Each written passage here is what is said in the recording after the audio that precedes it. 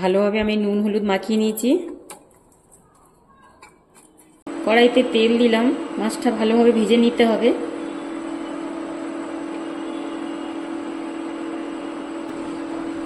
তেলটা বেশ গরম হয়ে গেলে তারপর মাছগুলো দেব।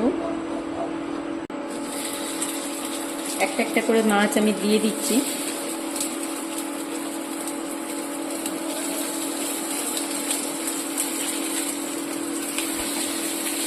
চার পিস হয়েছে। সব মাছগুলো একটু উল্টে পাল্টে দেব।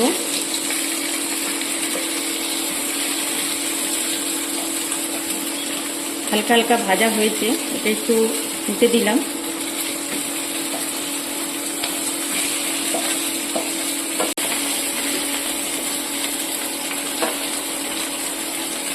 মাছগুলো দু সাইড লাল করে ভেজে নিয়েছি।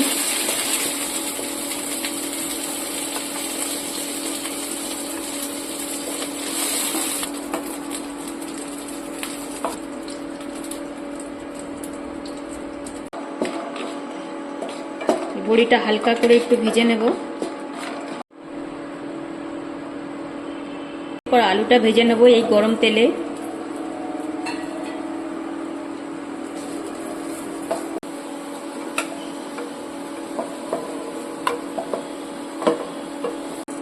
গোটা জিরে দিলাম, হাফ চামচ কালো জিরে দিলাম, শুকনো লঙ্কা, তেজপাতা,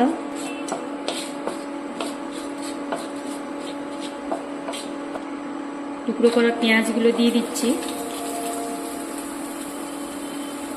একটা বড় সাইজের পেঁয়াজ নিয়েছি, একটু কাঁচা লঙ্কা হাফ টুকরো কেটে দিলাম।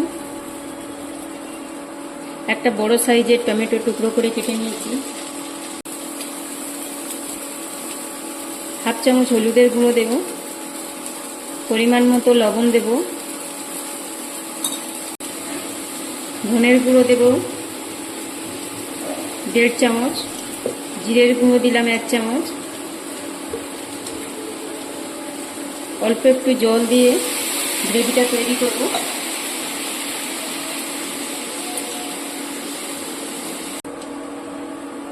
ভাজা আলুগুলো এর মধ্যে দিয়ে দিলাম, ভালোভাবে নাড়াচাড়া করে নেব।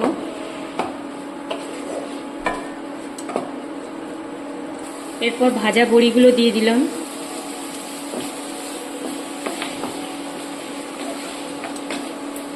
এটা মোটামুটি ভাজা হয়ে গেছে। এরপর আমি জল দিয়ে দেব।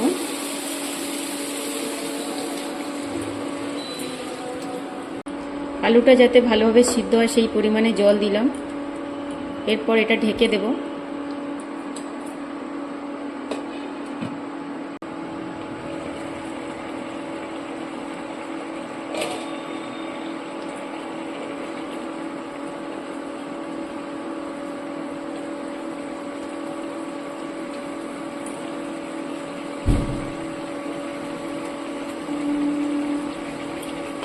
আলু ভালোভাবে সিদ্ধ হয়ে গেছে।